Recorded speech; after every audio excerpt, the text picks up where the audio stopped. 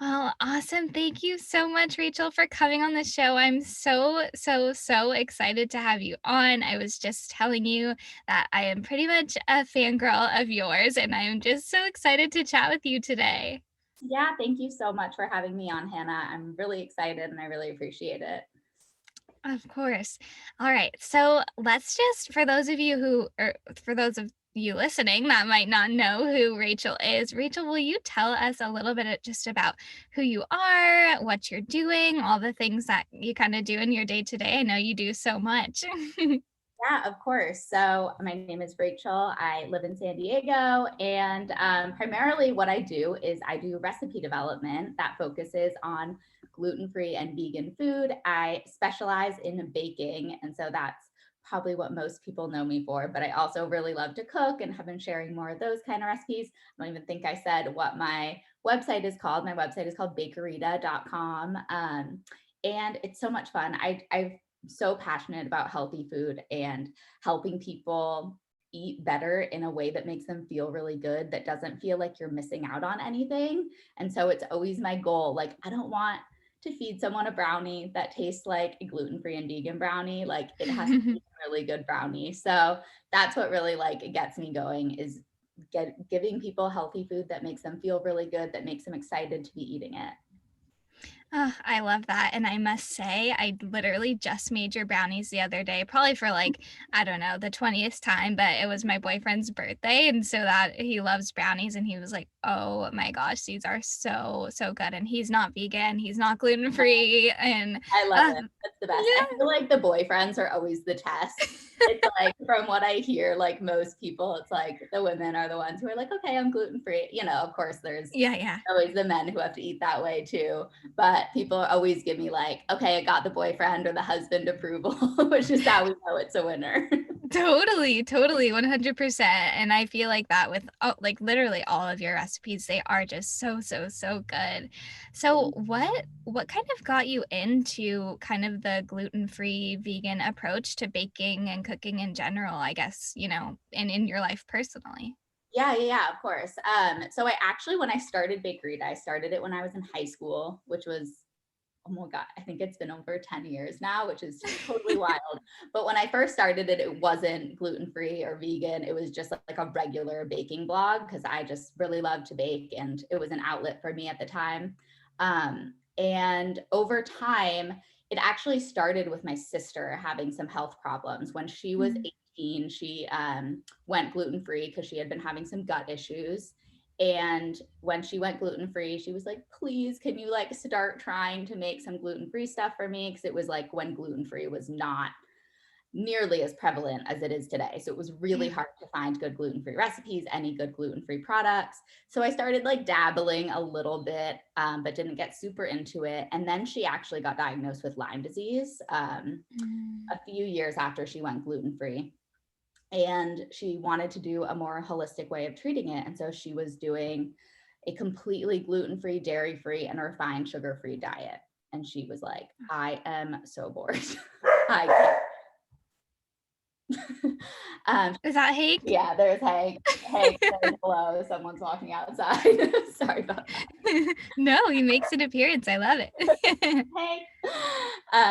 And so after she got diagnosed with Lyme disease, she was like, I need a treat. Like, there's nothing I can eat. Like, can you please start Mm. experimenting with some treats that make me feel good? Like, I just want a baked good. Like, I just want a slice of banana bread. And so I Mm. started experimenting with more paleo styles of baking and diving into sort of like these different ingredients that at the time I was really unfamiliar with. But I started learning about almond flour and coconut sugar and the different ways that they affect your body and that they can be eaten by someone who has more restrictive dietary restrictions. And once I started eating that way, I was like, oh, I feel less bad eating these paleo chocolate chip cookies than I do eating the Mm. regular ones. And I was in college at the time, so I was still like going out to eat pizza and like eating Right. whatever I wanted with my friends. But when I would come home back to San Diego, like on my breaks, I would be more intentional about eating healthy. And I really noticed a difference like in my own body. And then once I graduated, I was like, okay, let's like give being fully gluten free and dairy free a shot and see how that makes me feel. Because up until that point, I'd really been doing it for my sister. And then my dad had also gone gluten free. So we're like, okay, maybe gluten just isn't great for our family Yeah. since they're feeling better. I did a whole 30. And coming off of the whole 30, I was like, trying to reincorporate dairy and gluten and just not feeling good. Like once my body had Mhm. gotten used to not eating those things, I was like, all right, I guess I have to do gluten-free and dairy-free baking now. And wasn't sure how that was going to affect like what I did because after I graduated college, I decided to do Bakerita full time. And I was like, let's just go all in and we'll see what happens. And I figured out that I actually really loved the challenge of figuring out how to make things that were gluten free and dairy free and refined sugar free that tasted just as good because I am very picky about like the baked goods that I eat. I'm like, if I'm going to eat a treat, I want it to be a real treat. I don't want it to be like a decent version of the thing that I actually want. Yeah, that's Which not I satisfying. yeah, like, I think a lot of us feel that way. We're like, "If I'm gonna have a cookie, I want it to be a really good cookie." Yeah.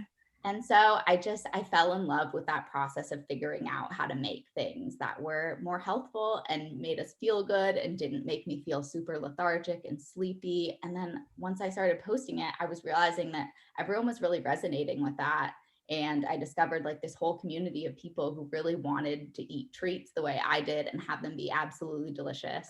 And so here we are. I like have now published a gluten-free and dairy-free cookbook all about that. And it's my favorite thing ever to hear things like what you just told me about, like feeding someone your brownies who eats a totally regular diet, who is still totally satisfied by something that's like the free from ingredients, which so many people just have this like negative correlation from years of subpar diet foods, really. Yeah, yeah, absolutely. I mean, you said so much amazing stuff there that I would love to unpack, but I think it is really important to just like kind of I think a lot of people think, oh, eating healthy has to be flavorless and has to be boring and taste like cardboard, but it doesn't. And I think that's exactly what you're doing is just showing people that you can eat healthy and feel great, but also still have tons of flavor and have treats and be treating your body well.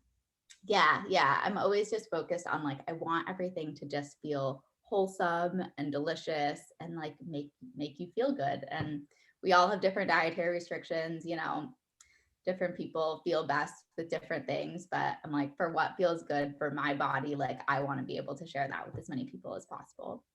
Absolutely, and I think you do it in such an authentic way, like, I never am on your feed feeling like you're pushing some kind of diet on me or, like, telling me what I should be doing with my body, you know what I mean? And I think sometimes in social media, unfortunately, like, those things can happen for a number of reasons, but I just really love the way you go about it of like, "Hey, this is what makes me feel good.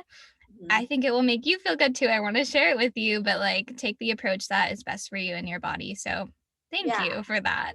Yeah, of course. I mean, I think that's so important. Like, I think there's a lot of obviously there's so many like amazing people on the internet who are teaching so many amazing things, and then there's also the people who are like, do this because this is what worked for me, and it lacks this like cognizance that everybody feels good eating a different way, exercising a different way. Like our individuality is what makes us who we are, and that extends to every single part of our life, including the way that we eat and treat our bodies.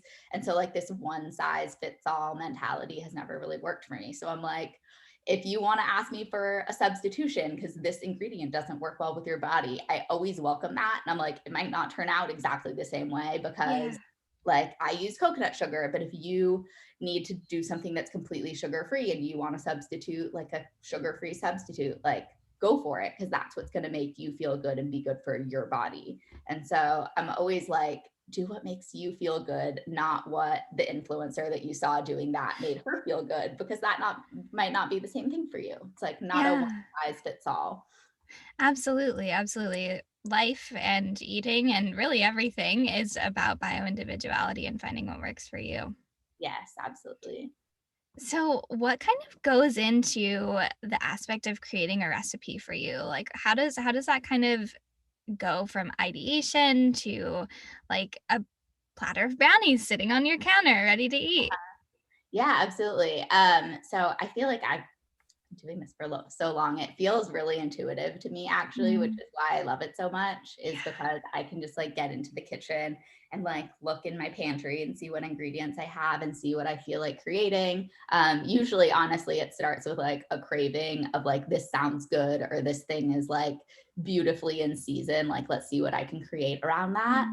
Mm, And so it depends. It depends on the recipe. Like, I have a paleo chocolate chip cookie recipe that I'm like totally obsessed with.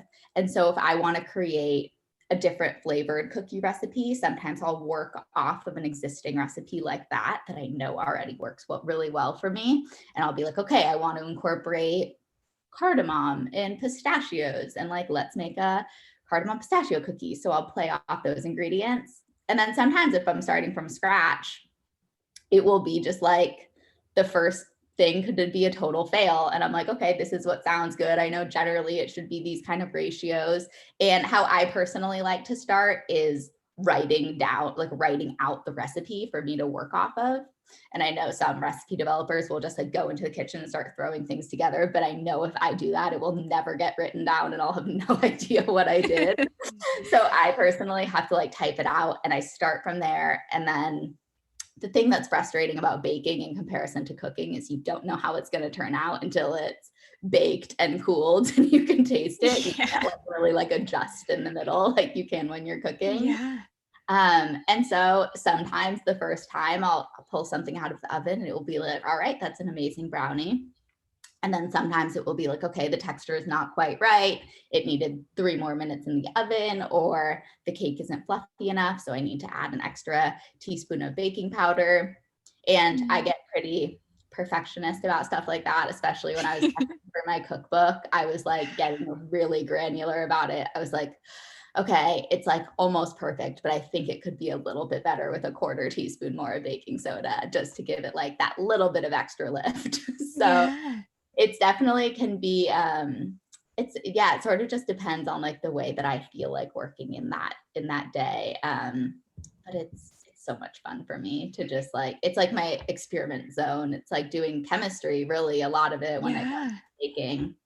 And Oh, so for me, I've spent so much time like getting to know a lot of the ingredients that I work with too. So I understand the way that they will come together and the way that they'll work. And I apply a lot of that knowledge when I'm doing my recipe development. And thankfully, things usually don't take more than a few tries. oh, yes, that's awesome. Well, I would love to dive a little bit into some ingredient aspects, but I really just love how you are so intuitive about how you approach it because I think that's like a good lesson for life too. It's like, oh, I'm craving this, like I should eat it and be intuitive so I'm not like overindulging later in life and Yeah. just with everything that we do really paying attention to our preferences and things like that. I love it. Yeah, yeah. I mean, like being into it, like, and when you listen to your body, it's like I feel like you end up eating the things that are more in season and like Yeah. fueling your body. And like what's in season has the most nutrients. It's gonna like fuel your body in the right way for that season. Always makes me feel the best than if I'm eating like, I don't know, soup when it's 90 degrees out. I know some people love that, but I'm just like, okay, this isn't really what my body wants, unless it's like a delicious tomato soup and at the peak of tomato season, you know? Yeah, yeah, definitely. I totally agree with that. It's actually funny you say that because I made a soup the other day. Uh-huh, It was like, I don't know, like 70 here in Santa Barbara, and then it uh-huh, got up to like 85 the next couple of days, and I was like, I uh-huh. can't even eat this. I'm just gonna put it in the freezer until fall. Totally. Yeah, like I was testing like a creamy noodle dish last night that I was like, I just want to like get this post up because I've been thinking about it for a while. And it was so delicious. Like, do not get me wrong. But I was also like, okay, I should have been eating like a salad because it's really hot out and our air conditioning is broken right now. Oh no. It's like, okay, a salad probably would have made my body feel better tonight. Oh my gosh, that's so funny. So I know I would love to hear this because I love baking too. I think things don't turn out a lot more than I wish happened. So I would love to hear kind of your thoughts on like baking soda versus baking powder, because I feel like people don't really know that a lot. And when people are baking and they're like, oh, let's just sub it in, we don't have this ingredient, it's like, okay, that's actually not gonna work, and the things turn out horrible. And I've had to do so much research on it, but I would just love to hear if you know, like, I'm sure you do, you're the baking Yeah. queen, just kind of like what the purpose is of each. Yeah. So baking soda is actually a lot like stronger than baking powder is. So you need to use less of it. You can actually make your own baking powder if you're out of it by cutting baking soda with like cornstarch. So baking powder is generally like double acting. And what that means is you've probably noticed if you like when you mix the flour ingredients into like let's just say brownies or cake batter that it kind of like bubbles up a little bit and you can like Hmm. see that chemical reaction happening when that happens. So that's what happens from the baking soda is it acts immediately, but you'll also see it with baking powder because they have sort of a similar chemical reaction. And then when you put it into the oven, the baking soda or the baking powder will actually like do that again. So that's Mm, why a lot of recipes like will call for both, particularly in cakes, yeah. because they sort of like act a little bit differently. And a lot of times you'll need less baking soda than baking powder. There's also I I'm not an expert on this. I'm like not a scientist. I want to say baking soda is more alkaline and okay, don't quote me on this. Like it's recorded, but um baking soda, I believe, needs something that activates it. So you need to have like a some sort of acid in the recipe for it to work with, whereas Mm, baking powder can act without that. got So it. Okay. they're chemically a little bit different. They give the same, they both are used as a leavener, but just like the way that they're used in a specific recipe is a little bit different. I should know this better because I wrote about it in my book, but clearly didn't stick in my brain that well. No, I mean, also there's tons of other things going on that it's like, how do you remember everything, right? Yeah, but Awesome. for leaveners, I always like to use one or both depending on the recipe. So it depends. Usually for cakes and stuff, you'll want to use baking powder or a combo of the two because it helps give that little extra puffing action. Oh, I love that. And then for cookies, it's usually baking soda, isn't it? Yeah, because you don't need as much lift. So it's like if Mm, you use baking powder instead of baking soda, it would give you a cakier cookie that is like a little bit softer and puffier, which is also like baking soda has that kind of starchy element, or baking powder, I mean, sorry, has that starchy element to it, which like if you've ever added like cornstarch to cookies, it makes them like softer and cakier. So oh, it awesome. changes the consistency a little bit. Oh, it's so helpful to know. Yeah. So what about coconut sugar? A lot of times it's all I use too, but I'd love to hear your thoughts on it because a lot of times people are like, well, what's the difference? Sugar is sugar. So why is coconut sugar better in recipes for you than cane sugar? Yeah. So if you are someone who has like diabetes, then sugar, like the sugar is sugar and it will spike your blood sugar in a similar way. So that is true. But coconut sugar hasn't been stripped of all the vitamins and minerals and really like all the good stuff that is in sugar. And Mm, so it has a higher nutritional value. I'm not a nutritionist, so I don't want to like speak to that in this way, but it essentially just hasn't been refined in the way that white sugars have been, like white sugar, brown sugar. It's had all of the good stuff that was in there at one point stripped right out of it to just leave like this pure sugar carb. Whereas coconut sugar is a way less refined version of that. And so it mm, still has the good stuff, like the vitamins and the minerals and the stuff that helps support our bodies. And honestly, like having baked with coconut sugar for so long, I just think it tastes so much better. It has like such a yeah. more complex flavor because it has all those vitamins and minerals and all that stuff left in it. It gives it like this delicious caramely flavor that you really don't get with white sugar. Like I was out of coconut sugar recently, and so I did a batch of my cookies with raw cane sugar, and they were not nearly as good like I did Mm, with coconut sugar. And so like to certain people who are really worried about like the grams of sugar that are in a recipe, coconut sugar isn't going to take away all of those sugars like using monk fruit would. But Mm, if you're trying to avoid refined sugars, which I try and do just in general, and I think most people should, because there's so much refined sugar in everything, yeah, that we're going to be eating it really, like, unless you're hyper vigilant, you're going to be eating some of it. So I'm like, when I'm right. baking for myself, when I'm cooking for myself, I want to avoid as much refined sugar as possible and eat all the nutrients and goodies that I can. And if I can get some of that from my sugar, then great.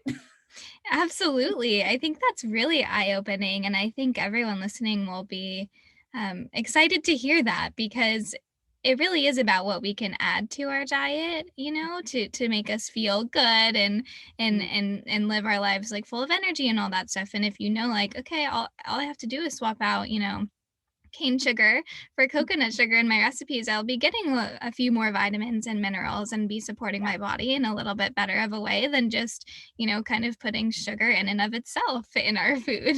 Yeah, yeah, exactly. Sweet. Well, so I would love to hear what are some of your favorite ingredient combinations? This is probably hard because you have so many good ones on your site, but Okay, so probably my go-to is I am like a full chocolate peanut butter person. I'm like oh, in me too. anything with chocolate and peanut butter. Like I have heard there's like a lot of stuff that it's like eat all the nut butters except for peanut butter, but I just like I really can't give it up. It's like it's just so good. So that's my Oh, go-to. Pretty much anything with strawberries. Like I'm a big chocolate mm, girl, so like chocolate strawberries, chocolate with like or strawberries with like whipping cream, like coconut cream mm, is what I use. Um, but I love like anything strawberry. I make a strawberry cashew butter. I finished my jar of it last night, but I'm just like so obsessed with it. It's such a good combo. What else yum. do I love? Caramel anything. I'm really just a chocolate person. So put chocolate on anything, and it's like my favorite thing in the world. What are some other more unique combinations? Like I mentioned earlier, I have a cardamom pistachio chocolate chip cookie in my book that I love. And that's like a Mm, more unique flavor combination that's so good. I love adding spices to things too, just to like give it a little extra kick. Like I think it's so fun to add some fun spices to cookies and stuff. Like I have a yeah. chai spice cookie recipe that I love. And just incorporating like those warm flavors into things, I think is so fun. And I think that's something a lot of people just kind of forget about because you really don't have to be a recipe developer to add spices to something. Like if you know you like cinnamon or cardamom or these different things, you can really make any kind of baked good recipe super unique by adding in those spices. And Mm, that's something you can kind of like taste the batter and be like, okay, I want a little bit more in here. And you can kind of get a feel for how much is in there even before you bake it. So that's a fun thing to experiment with, is yeah. just adding like different kinds of warm spices and stuff like that. So those are some of my faves. I love that. I love that. Are some of your favorite spices, are they cardamom and the I ones you really love cardamom. I really love cinnamon. It's like cinnamon is my favorite. I put cinnamon in everything. me too. And what else do I love? I've recently, someone sent me this super unique spice mix that is saffron with crystallized honey and like some other stuff in Mm, it. And it's super unique. Like you could only get it from this one spice brand, but I love that. And I love that saffron flavor. It's so expensive, but such like a beautiful floral. Oh, it's so good. So what do I'm you put saffron in? I love it just basic and rice. And then I also use Mm. that spice mix in my sourdough bread recipe, which is how I discovered that specific mix. Is somebody else did that and tagged me in it, and I was like, I must try that, and it was so good, like so Oh, unique. yum. And I don't think I ever would have thought of doing that on my own. So I'm glad that person gave me some inspiration. Yeah, yeah. I think that's always a fun thing about social media is you can get inspired in so many different ways. And I would love to touch on the sourdough. I'm fascinated with how well you are able to bake bread in so many different ways and gluten-free. Like it is astonishing to me. I have to say I have followed your stories. I've tried to make a sourdough starter like Uh-huh. probably 3 times now, and then it works really well for a couple of days, and then it ends up just falling flat, and so Okay. let's talk about how personally for me, I Yes, can totally. get better at this. Yeah. So was it when you started to discard the sourdough starter that it started to go flat? Yeah. Okay, so this is like a super common thing that happens, and a lot of people get really discouraged at that phase. But if you just keep feeding it, it will come to life. So when you're in the process of starting the sourdough starter, there's all sorts of different bacteria. And what we're trying to cultivate is a very specific kind of yeast that will give Mm, us that good rise. But in the beginning, you have a lot of bad bacteria in there too that are like mm, essentially the two different kinds of yeast are like battling for dominance. And so mm, when we start discarding part of the sourdough starter, we're like slowing the process down by taking some of those microbes out and replacing them with the fresh water and flour, and feeding the flour and water to the sourdough starter is you're encouraging those good bacteria to grow. But because you're taking half mm, of them out, it like reduces the amount that are in there. And so they're like slowly but surely they're like gaining food, and the good bacteria are gaining dominance. Usually, sometimes people have a fail and the bad bacteria will take over, and that's when you get like weird pink slimes on top and bad smells and all sorts of stuff like that. But if you just keep feeding, you'll encourage those good bacteria to grow, and eventually you'll have really nice bubbles and get a nice starter that will double in size and grow and give you some beautiful happy bread. Oh my gosh, I love it. I love it. I'll have to try it again. We're Uh-huh. going to Yosemite this next week, but when I get back, I will be trying again because and I think so one time I did try it and it for a couple weeks it was like doing pretty good and Uh-huh. then it just fell flat again. So, I think I just Okay. need to just keep trying. Yeah, there's some little tricks that you can do when stuff like that happens. I've personally never had to do this, but certain kinds of yeast live on apples and grapes. So what some people will do is Mm, they'll put a little apple slice into their starter, and some of like the yeast that lives on the skin will help encourage their starter to grow, and also the sugar from the apple gives another food source, so that can help things mm, kind of bubble up. And then some people do like a raisin or two, and that sort of does the same thing. And you can also try doing a mix of flours. Sometimes mm, there's just like every batch of flour is different from where you get it. So they'll all have different kind of like microbes mixed into there.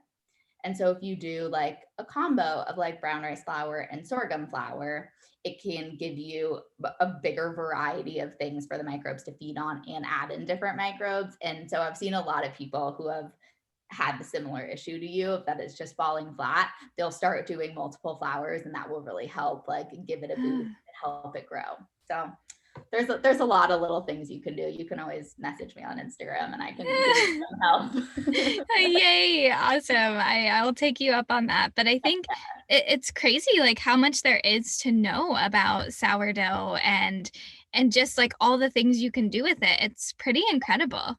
It really is. I have been like in major sourdough experimenting land for I think about a year now, and it's so fun, but it's really like it's so much chemistry. Like for me, after I published my book, I was like, okay, I kind of need a break from just like Yeah. baking tons of desserts. And sourdough was like a whole new thing for me to explore. And it's really different in a lot of ways than what I like the other kind of baking that I do, because it's like Yeah. so sciencey and you have to learn all about microbes and all of these different things. Like I didn't know anything about this about a year ago. And so it's been really fun to just like go on that journey and learn about all the different ways to make amazing gluten-free sourdough that is so much better than any I've ever been able to find in a store. Oh my gosh. I just need to try some. I feel like I need to get this down because I know your recipes are so good. I just need to get to the starting point.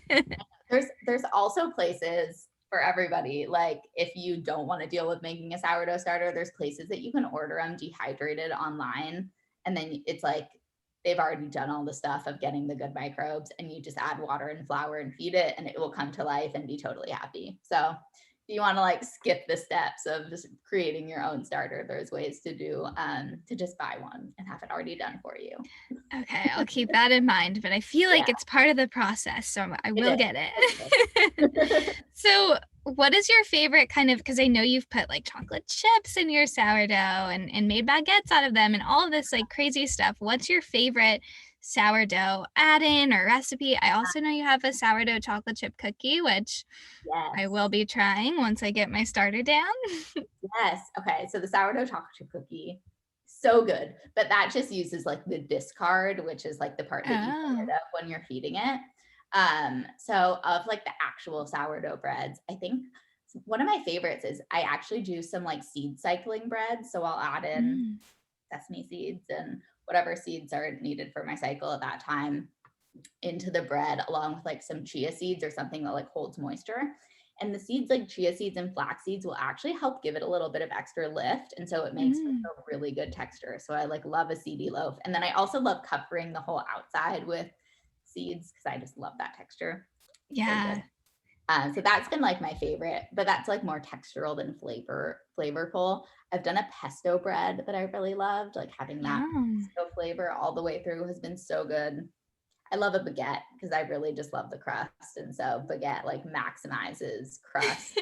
Um, Yes. and then I also probably my favorite, I think, would be my sourdough pizza crust because I love pizza and it's just the best gluten-free pizza crust I've Mm. had, I think, since going gluten-free because it tastes like real crust. You get like Yum. chew and crunch and it's so delicious. So that's been like my latest obsession is I make it all the time. And then the crust is super versatile. I've made so many different things with it. I've made like little pretzel bites and one of my favorite things is I had homemade vegan cheese made one day. And so I made little God, what are those things called? Those little pizza bites. I like wrapped vegan Yeah. mozzarella and tomato sauce like in the pizza crust and made these like little pizza nuggets and dunked them in marinara sauce and it was so good. Oh my gosh.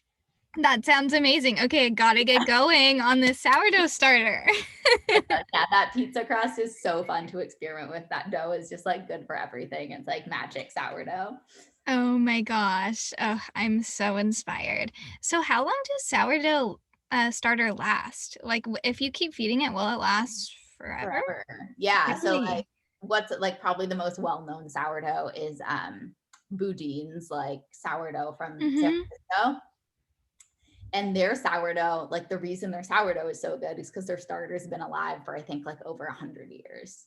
It's like it's just continued to be fed forever. So no one's ever let it die. And the longer it lives, like the better the flavor is, like the more it develops and has like a really unique flavor. And that's something that's also really cool about sourdough is everybody's different climates have different microbes, Mm.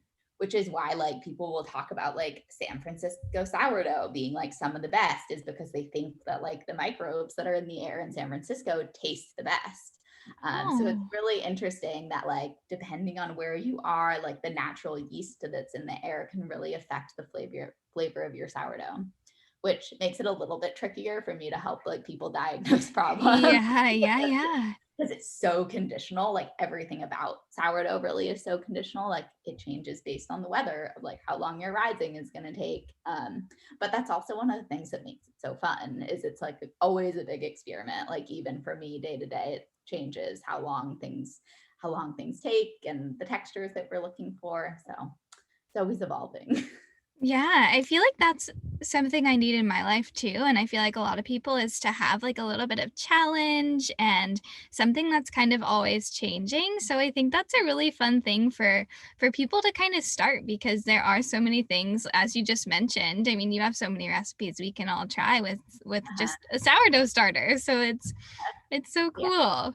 I think even at the top of my sourdough post, I like have in bold, like sourdough is an intuitive practice. Like you can't just listen to what I say and like that's the rule of law. Like you need to be like, okay, does this feel right?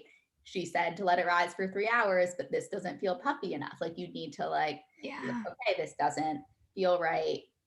I think that it needs a half hour more. And like the more you get to know your starter, the more you get to know sourdough, you'll sort of be able to feel into what works the best for you and your environment.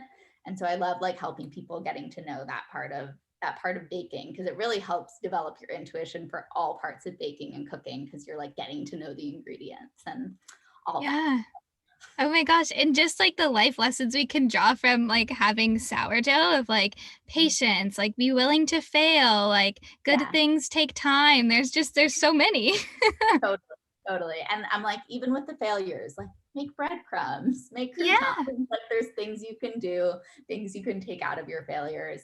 Sometimes they're horrible failures and you can't do much with them, but you learn from that too. So Totally.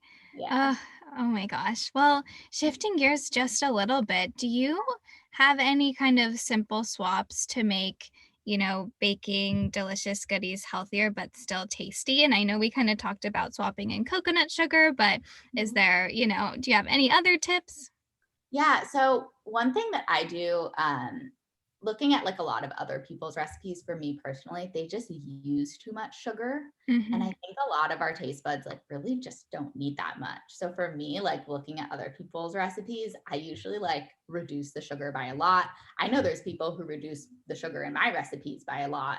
And so that's a thing that I think people don't really think about. They like, and there's definitely like a chemistry component of sugar in recipes, but a lot of times you can take that down a notch if you don't need something to be as sweet.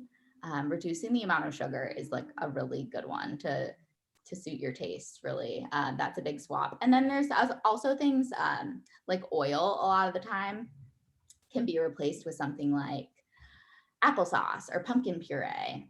And so that can also be a really good, healthier Mm, swap to make things a little bit lower in calories or oil or whatever you're focusing on reducing.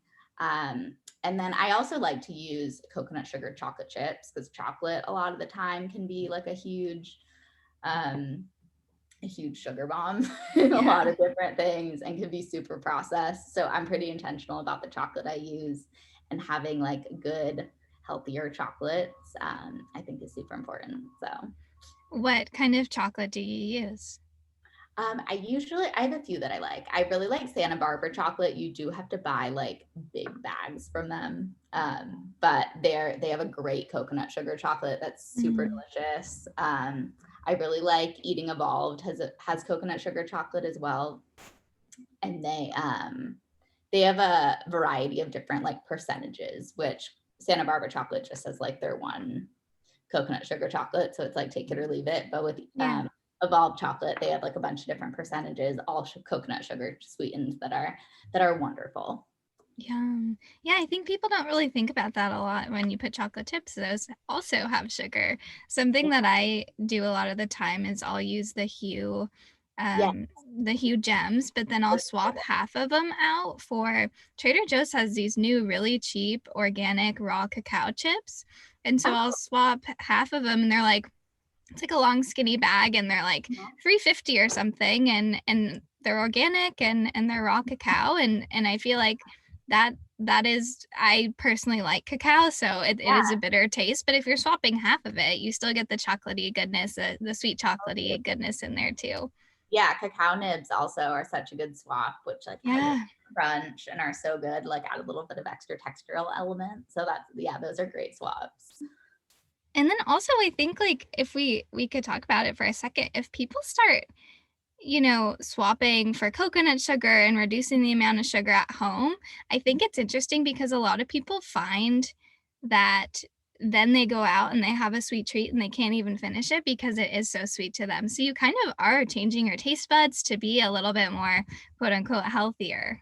Yeah, yeah, I noticed that. Like even there's a great like healthier bakery near me that all their stuff is gluten free and their stuff is amazing. But I was with someone recently who got their cinnamon roll, and I took one bite and I was like, I cannot eat this. It's too sweet. And so Yeah. like, even though they're using like better ingredients, I'm like, wow, it's like it is wild how much you can change your own taste buds by just making the things that you eat less sweet.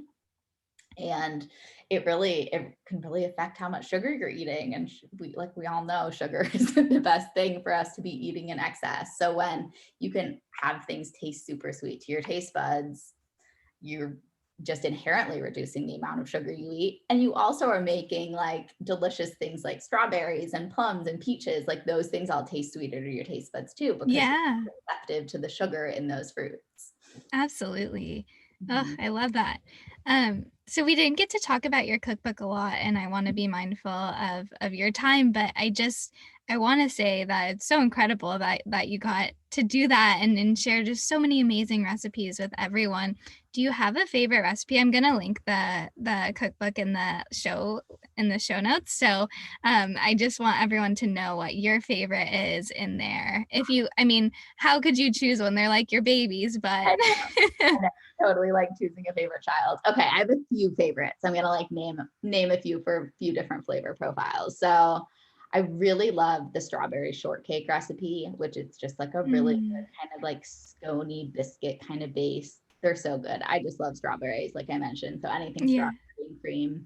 And then a chocolate peanut butter fave is I have a chocolate peanut butter shortbread cookie that they're kind of like a tag along, like the Girl Scout cookie tag alongs. Yum. They are so good. I really like, I can't even make them because I will eat the whole batch in one sitting. They're so delicious. And then I also have a cinnamon roll recipe that I love that Mm. I make for Christmas every year, and they've like become our staple cinnamon rolls. Also, another thing I can't make too often because we eat Oh, them all, but they're so good. I have like a vegan cream cheese style glaze on top, and they're super delicious. So if I have to pick three favorites, those oh are my gosh. Yum, yum, yum, yum. That sounds so good. All right. So at the end of every episode, I usually do a little bite series and I just kind of ask the similar questions every time.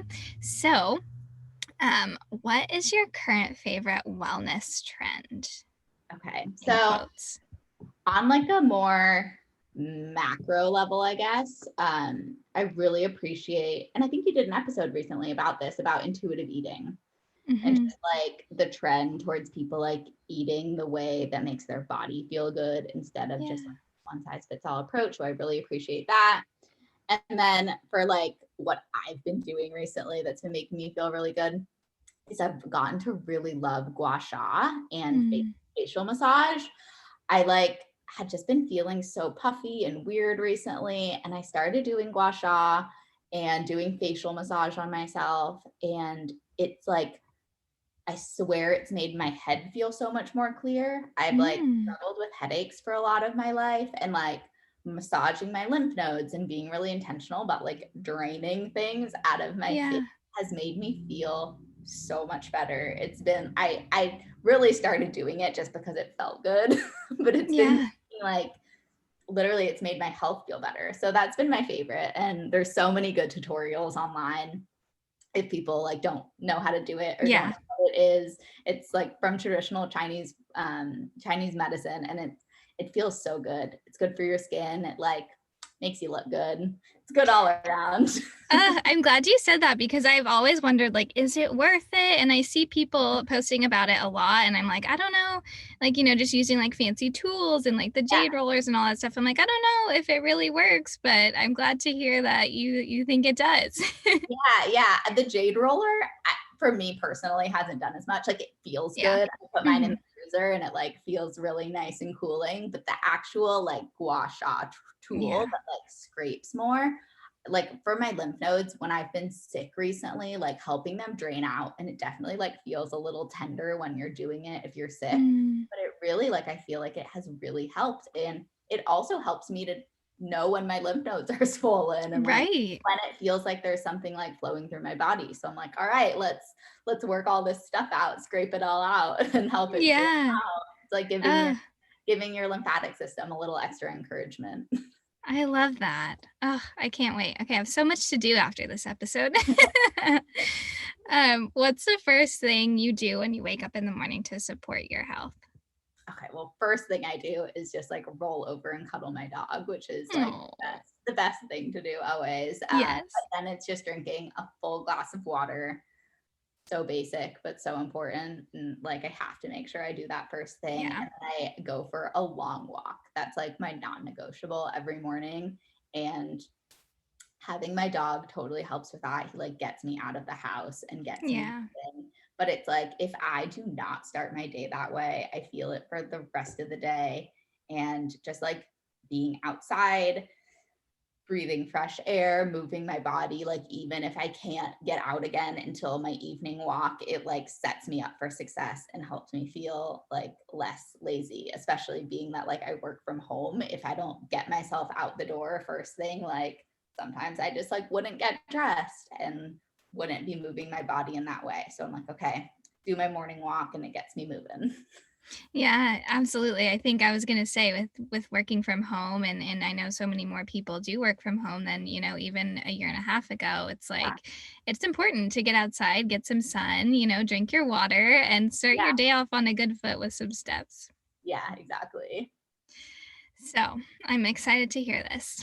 What is your number one favorite veggie and how do you prepare it? Okay, so my go-tos really are broccoli and cauliflower. I like love cruciferous veggies and I love Mm.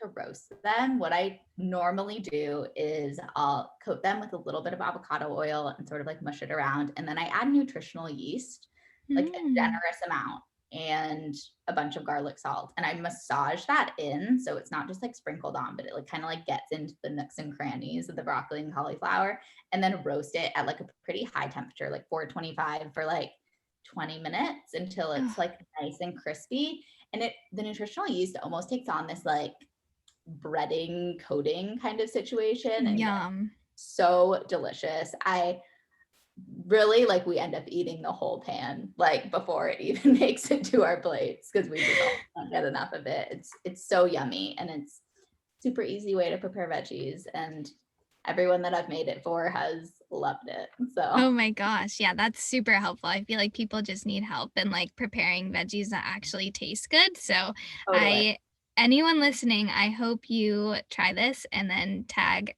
Rachel Bakerita over on Instagram and let her know how you love it. A little on top too, if you're like a lemon obsessed person like I am, a little lemon squeezed on top is so good, or just a little bit of zest. Oh my gosh. Yum. So, if you could only pick one meal to eat for the rest of your life, what would it be? So hard. So hard. Okay, I think actually though, I think I would have to go with like a Mediterranean style like rice bowl, like some Yum. white or brown rice on the bottom with like some roasted veggies or like falafel or something, like a big scoop of hummus, tahini sauce, and like a cucumber tomato salad, maybe some more Mm. too. That's like, it's a combination. I never get sick of it. Always like makes me feel good in my body. So I like would love to say like pizza for that because I don't think I can give that up. But like I don't think pizza would always make me feel good in my body. Oh, So yeah, that's a great call. yeah. I would I always say pizza, but I never really thought about, like, wait, how does pizza actually make me feel all the time, like, if I was eating it? Yeah, I think like maybe if I did pizza with like, you can get pizzas that like have the salad on top where they like do a Yeah. bunch of arugula and stuff. So maybe I could do pizza if I did it that style, if I was allowed to vary my toppings. Yeah, yeah, I think we can vary toppings, that works. All right, all right. Okay. So like Mediterranean bowl sometimes, pizza, Yeah. depending on my mood. So, last one, last but not least, if you could describe what health means to you in 3 words or less, how would you describe it? Ooh, that is tough. I think health to me, like really the one word that comes to mind is like intention, like being intentional with your health, uh, Mm, intentional about what feels good in your body and just like the way you treat yourself, like in all the different ways, yeah. whether it's like food and your mental health and nourishing your body in the way that makes you feel good. Like to me, when I've felt my worst, when I've lacked intention about feeling good. Mm, So to me, that's really like what it kind of boils down to, is just like yeah, prioritizing it yeah.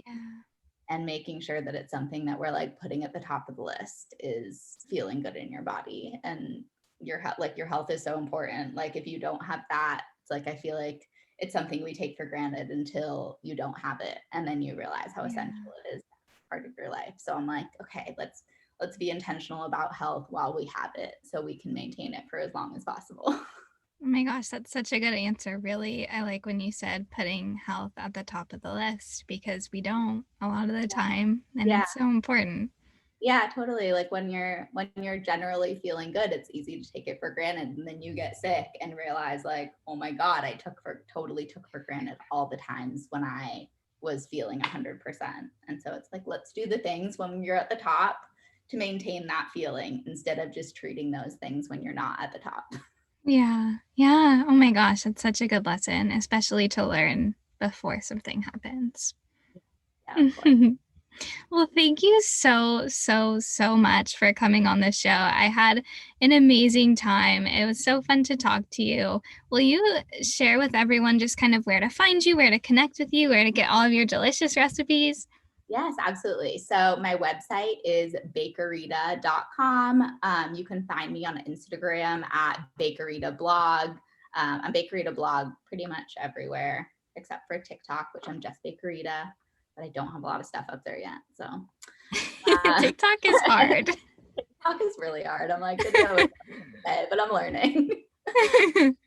And I'm always happy to connect with people. Like if you want to come and slide into my DMs with any questions, I'm like always happy to talk about sourdough or baking or whatever it is, and love answering questions about substitutions and all that kind of stuff. So if anyone wants to chat, that's where you can find me.